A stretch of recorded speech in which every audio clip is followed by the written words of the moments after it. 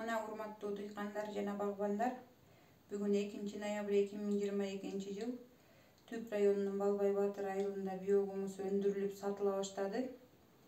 Биогумус бул өсүмдүктөрдү химикатсыз, таза органикалык жол менен өстүрүүдөгү эң башкы жер семирткич. Биогумусту айдап себүү учурунда тамырына берилет. Ошондой эле ушул эле биогумус 100 грамм биогумусту 1 литр сууга аралаштырып,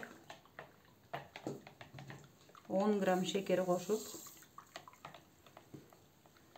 жылуу жана караңгы жерде 24 саат коюп, 24 сааттан кийин ушул аралашманы 10 литр сууга аралаштырып алып, сугарып жана жалбырактарына чачса эң жакшы жардам берет.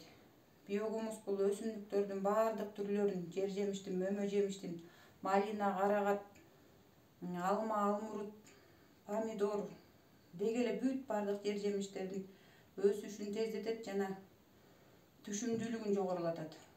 Эң негизгиси биогумус нечен жылдан бери иштетилип келе жаткан, арыктап кеткен жерлерди калыбына келтирүүдөгү жападан жалгыз жер семирткич. Урматтуу багбандар, ошондой эле бизде Кыргызстанда жаңыдан өндүрүлүп аткан тирүү хлорелла органикалык жер семирткичи сатылат. Бул хлорелланын колдонуу жолу 10 литр сууга жарым литр хлорелланы аралаштырып,